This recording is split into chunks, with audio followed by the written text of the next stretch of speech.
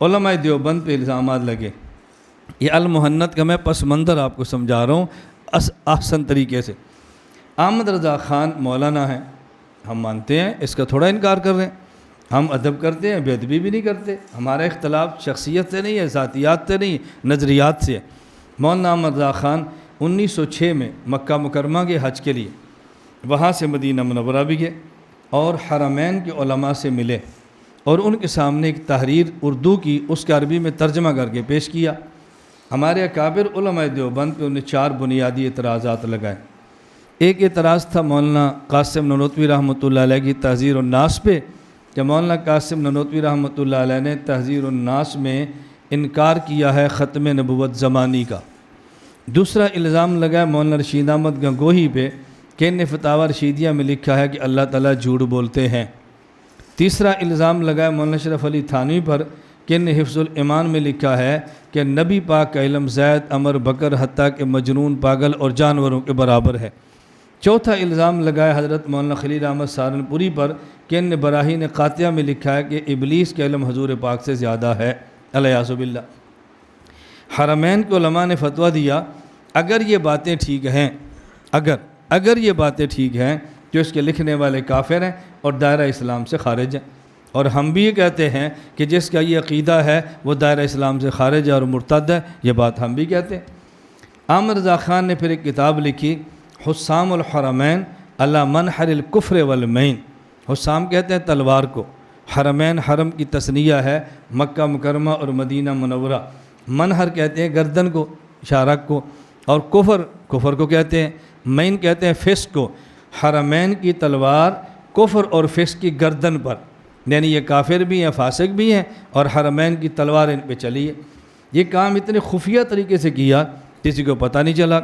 شیخ العرب والعجم حضرت مولانا حسین بن مدنی نور اللہ مرقدہ مدینہ منورہ میں تھے، ان کے علم میں بات نہیں ہے۔ جب یہ کتابچہ چھپ کے مارکیٹ میں آ گیا، علماء دیوبند کو پتہ چلا، انہیں حضرت مدنی سے رابطہ کیا، حضرت مدنی حرمین کے علماء سے بات کی، یہ غلط بات ہے، تمہیں ہمارے بارے میں جھوٹ بتایا گیا ہے۔ ائمہ حرمین نے فرمایا بھی اردو کی عبارات تھی، عربی میں ترجمہ تھا، ہم تو اردو کی عبارات کو نہیں سمجھتے، تو آپ ایسا کریں، ہم کچھ سوالات لکھتے ہیں، آپ علماء دیوبند تھے کہ ان سوالات کے جواب دے دیں۔ ان نے 26 سوالات لکھے، علماء دیوبند کو بھیجے، جواب کے لیے حضرت مولانا خلیل احمد سہارنپوری کا انتخاب ہوا، ان نے 26 سوالات کے جوابات دیے۔ اس پہ مولانا گنگوہی وفات پا چکے تھے، ان کے بیٹے مولانا مسعود احمد گنگوہی، ان کی تقریر لکھی گئی، تصدیق ہوئی۔ مولانا قاسم نانوتوی وفات پا چکے تھے، ان کے بیٹے مولانا محمد احمد، ان کی تقریر لکھی گئی۔ مولانا اشرف علی تھانوی زندہ تھے، انہوں نے تصدیق فرمائی۔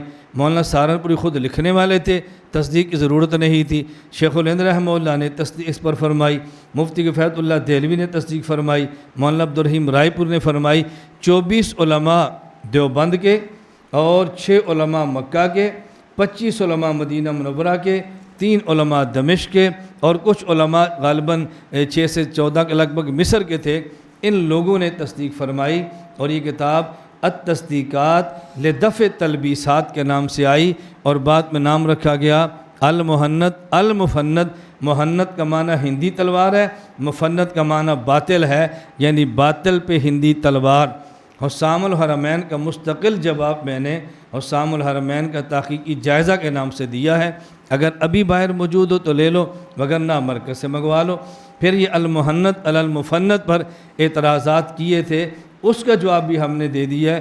المحنت علی المفند پر اعتراضات کا علمی جائزہ وہ مستقل ہے۔ اب المحنت ہم نے نئے سرے سے کچھ ترامیم کے ساتھ، ترامیم نہیں اضافوں کے ساتھ شائع کی ہے، عربی عبارات لگائے ہیں، آسان اس پہ ترجمہ کیا ہے، کسی کتاب کا نام اس کی وضاحت کی ہے، کسی عالم کا نام ہے تو اس کا ترجمہ کیا ہے، تو اس کا حالات لکھے ہیں، کسی حدیث کا ذکر ہے تو اس کی تخریج کر دی ہے۔ اس طرح کوئی تھوڑے سے اضافے کر کے یہ کتاب المحنت آپ کے سامنے ہے۔ یہ مختصر میں نے اس کا پس منظر بیان کیا ہے، اب ایک ایک سوال اس کا آپ جواب سماعت فرمائیں۔ بہت لمبی تقریر ہم نہیں کریں گے، خلاصہ بیان کریں گے تاکہ المحنت کا متن آپ کے سامنے آ جائے۔ ایک بات ذہن نشین فرما لیں، میں بلکہ اس حوالے سے 2 باتیں کہنا چاہتا ہوں۔ پہلی بات تو یہ، میں ایک جملہ اکثر اپنی گفتگو میں عقیدہ سمجھاتے ہوئے طلباء اور عوام سے عرض کرتا ہوں، المیہ یہ ہے کہ ہمارا عقیدہ اور ہماری دلیل ہمارا مخالف نہیں سمجھتا، وہ اعتراض کرتا ہے، اور اپنا عقیدہ اور اپنی دلیل ہم نہیں سمجھتے تو ہم اس کا جواب نہیں دیتے۔ المحنت کے بارے میں ہمارے پاکستان میں 2 طبقے ہیں۔ آپ میری بات پر تجربہ کر کے دیکھ لیں، کسی سے پوچھ کے دیکھ لیں، میں غلط کہتا ہوں یہ ٹھیک۔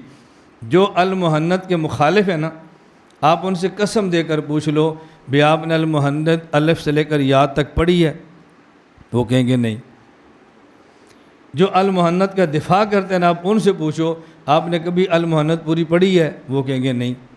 اعتراض کرنے والا بھی نہیں پڑھتا، جواب دینے والا بھی نہیں پڑھتا، المحنت درمیان میں پھنسی پڑی ہے۔ ایک تو یہ بات، اور دوسرا المحنت کے بارے میں ہمارا ایک عجیب ذہن بنا ہے۔ وہ ذہن کیا بنا ہے؟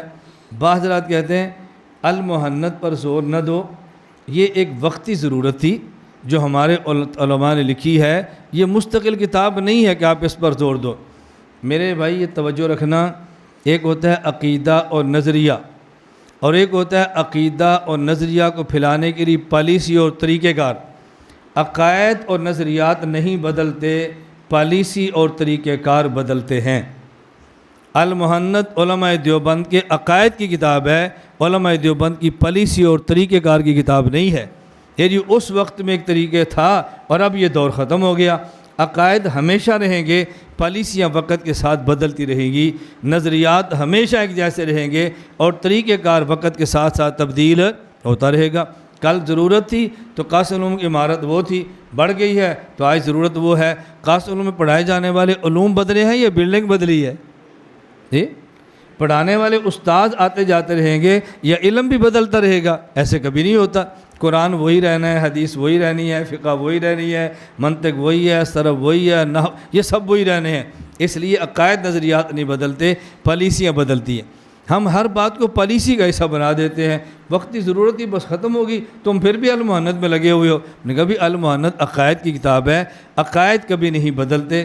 اللہ ہم سب کو عقائد سمجھنے اور اعتدال کے ساتھ سمجھانے کی توفیق عطا فرمائے۔